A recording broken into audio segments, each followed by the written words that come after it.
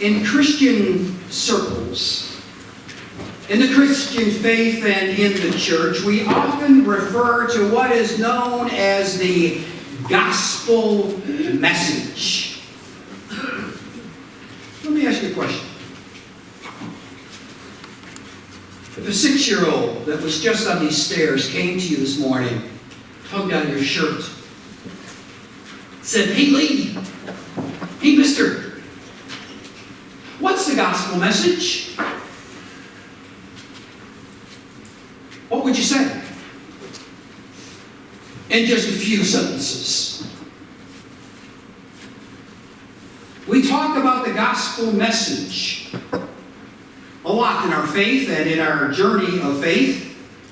The proclamation that God's kingdom is already here. And it has been made known to us and has come and crashed into our lives through the life, death, and resurrection of Jesus. And in so doing offers us forgiveness of our sins, abundant life today, and life everlasting. And through the acts of repentance, belief, and faith, we live out that gift of the gospel. But it is very apparent to me as I read Scripture that the gospel message only becomes truly significant when the gospel becomes a mission. A deliberate, intentional, conscious purpose to share that message with others. When the gospel message transforms our theology, what we think about God, into a way of living for God. That's why I love Mark's gospel. I'm somewhat biased. Because it is a gospel of mission. In the 6th chapter, the disciples are ready. They've been chosen. And now it is Jesus' tasks to make the disciples mission ready. So might I ask, might I invite you this week, in this moment, as I ask myself, am I mission ready?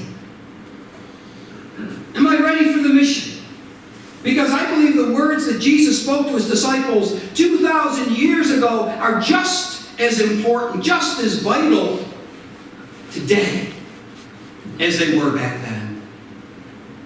Ponder that this morning with me. Am I mission ready? Because Jesus highlights for them and for us this morning things that we need to tend to be alert of regarding how ready for the mission we are. Let me jump into just a few this morning quickly. The first thing Jesus said, to be mission ready, you must avoid excess. Verse 8 says this, he instructed them to take nothing for the journey except a walking stick, no bread, no bags, and no money in their belts. Jesus did not want the disciples to be burdened or weighed down with anything they did not need. He wanted them completely free to meet, to greet, and share their story with no roadblocks in their life. This wisdom, my dear friends, serves as a blessing for us to assess where excess may be weighing us down, becoming a burden, becoming an overwhelm in our lives. This template from Jesus invites us to ask, what's truly essential in my life? What do I really need? And what are those things that I do not need in my life? As we strive to live a faithful, authentic, and fruitful life. And so I invite you this week to join me in discerning a spiritual gift as we look at this essence of excess. And that spiritual gift is simplicity. Please think about that for a moment. Simplicity. To discover how excess in our lives that comes to us in a myriad of ways. For example, excess of information. Tweeting and dinging and ringing and notifications and all the things that drive us bonkers. The excess of our possessions. I heard that storage sheds are now one of the top 10 businesses in the United States of America. Because we can't jam it into our houses anymore. The overwhelm of scheduling. Wearing a badge that we're so busy. Here's one. I know as soon as I say it, some of you will say, give me some of that. The excess of ease can affect some of us. I know some of you are saying, bring that on. I need some more ease, but others, not so much. The excess of our consumption in whatever way we consume things. Simplicity helps us discover how these excesses is keeping us from a life of freedom, liberation, and joy. Simplicity is God's gift in offering us the ability to say no as we move toward a larger yes. Jesus first told the disciples to avoid excess. I call us this week to really look into the essence of simplicity in our lives. But secondly, Jesus instructed them to use their time wisely. Now, this is highlighted in the 10th verse, and I've never understood this verse, and I won't after I share it with you either. But here it goes. It says, "Whatever house you enter, remain there until you leave that place." Duh. You're either in the house or you're not in the house. One or the other. But what might that mean? When we are mission ready, we then embrace the gift of now. The present, right here. And this is where Mark's gospel is a blessing, as he uses the word immediately or straight away more than 8 different times in only 16 chapters. For Mark, there is an urgency in the now that requires us to be good stewards of our time. To embrace the wisdom writing that you've heard dozens of times from the 3rd chapter of Ecclesiastes. There is a season for everything and a time for every matter under the heavens. And as disciples, our role through the Spirit is to use time wisely as the gift it is. I don't know if this happens for you or not, but it does with me.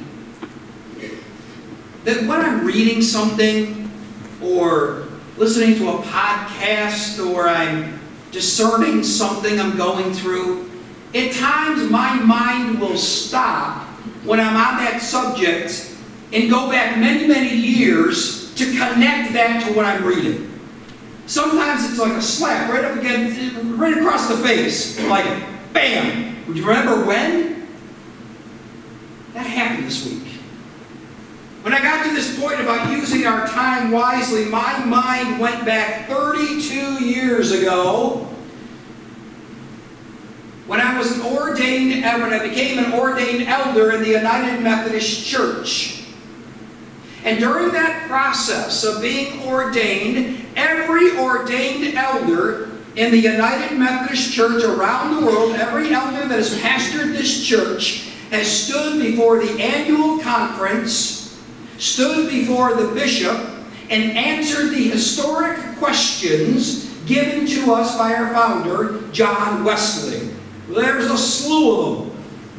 And we say yes to them all. But there's one that my mind jumped to that was asked of me 32 years ago. Here it is.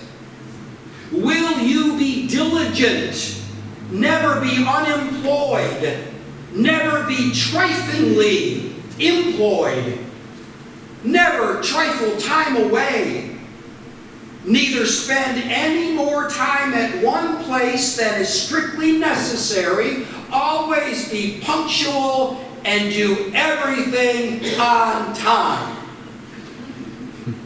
I said, uh-huh. As I look at the time, I remember that. But the message revealed to me this week is to realize how misuse of our time and excess feed off each other. Think about that. They feed off each other. The less we are good stewards of our time, the more it could lead to excess. But the more we are good stewards of our time, we then can be more ready to live life abundantly and be more ready for the mission. Jesus asks us this morning, instructs us this morning to avoid excess, to use our time wisely. But finally, I think that Jesus this morning teaches us how to succeed in our failures. Verse 11, Jesus tells the disciples, if a place doesn't welcome you or listen to you as you leave, shake the dust off your feet as a witness against them. Now, I'm going to say something maybe you've never heard before. But I give thanks to God that at times Jesus failed. Think about that. The perfect one, the very Son of God, has instances in the gospel where he failed. We have one this morning. Sean shared verses 7 through 13 of the 6th chapter of Mark. I sent that out in an email. If you were to read the whole chapter, verses 1 through 6, is all about Jesus failing. Let me read it. Jesus left that place and came to his hometown. His disciples followed him. On the Sabbath, he began to teach in the synagogue. Many who heard him were surprised. Where did this man get all this? What's the wisdom he's been given? What about the powerful acts accomplished through him? Isn't this the carpenter? Isn't he Mary's son and the brother of James, Joseph, Judas, and Simon? Aren't his sisters here with us? They were repulsed by him and fell into sin. Jesus said to them, prophets are honored everywhere except in their own hometown, among their relatives, and in their own households. He was unable to do any miracles there except that he placed his hands on a few sick people and healed them. He was appalled by their disbelief. Then Jesus traveled through the surrounding villages teaching. I think this illustrates that our work in this mission, our work in our lives, lives between two dichotomies. Sometimes they converge. Sometimes they don't. Where on one side, at times we give up too soon. Now, I got to this point in my message and I said, all right, this would be a great time for a good old Newt Rockney pep talk. To tell us how great we are and just keep on keeping on and blood, sweat, and tears, and let's go through that wall. Let's do whatever it takes. I'm not going to do that. But instead, allow me a moment of personal confession. Because, friends, I can't tell you, they're well beyond my digits, how many times I have been tempted to quit. To say I've had enough. This is nuts. It's too much, God. I don't want to do this anymore. I don't know how many times I went to Lynn and said, that's it. And then the nerve of God brings me to a reading such as Romans 3, verse 3. Now this is Paul talking. We even take pride in our problems because we know that trouble produces endurance, endurance produces character, and character produces hope. I know in the times that I have felt like quitting, it was because I could see no hope.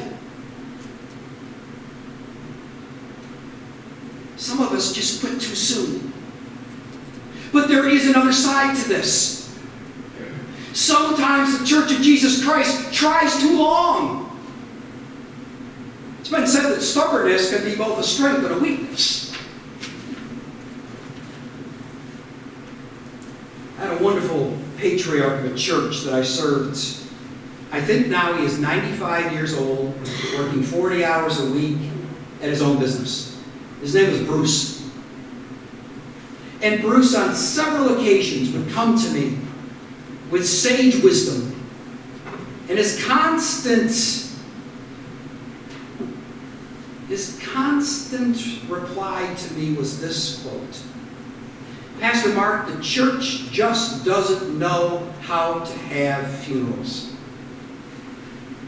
Let me unpack that. Oh yeah, we know what the funeral is. We check the obituary. We know the brother and sister who's passed on to glory and when we'll celebrate their life. But his intent was for me to understand that the church has to discern at times. When have we been doing the same thing for so long, getting no results, definitely not blessed by God in any way, and we need to end that. We need a funeral to celebrate what it's done, but in this moment, we need to bury it. I believe at times our readiness for today's mission is found in burying bygone assumptions and birthing new life into the ever-expanding gospel of Jesus' love. I end with this. I'm asking myself this week, and I invite you to do the same. Am I mission ready? Am I willing to take a look at my excess, the things that are weighing me down? Are we willing to use our time wisely? And friends, being busy is not a badge we wear for Jesus Christ. We are called to be effective. And can I find success in my failures? My very first Sunday among you, I remember it. 2013, I think it was July 3rd. I said to you, I will let you down. Guess what? I've been true to that word. I I also said that you will let me down.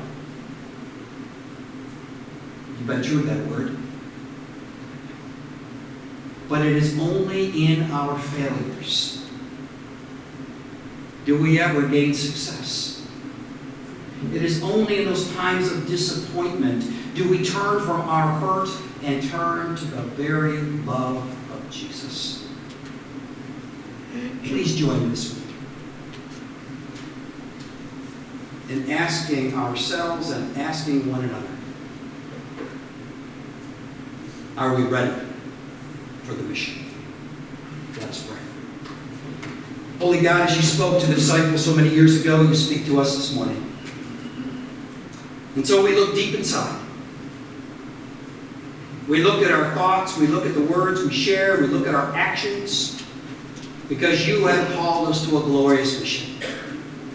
The mission of sharing the good news of Jesus Christ, who offers us an abundant life in this moment and life everlasting with our Creator God in the next.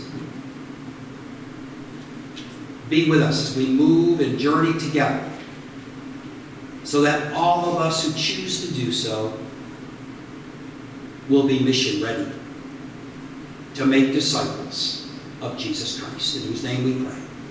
Amen.